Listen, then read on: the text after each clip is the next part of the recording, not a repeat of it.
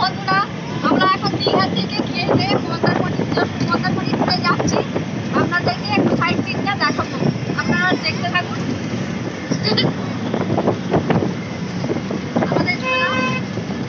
আমার দিদি বলবো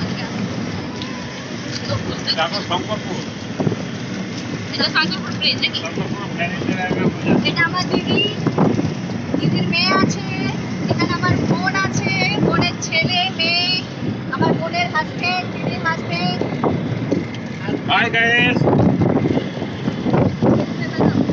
এটা আমার হাজবেন্ড হচ্ছে। একটু দেখে নিন ভালো করে, আপনারা সাপোর্ট করবেন।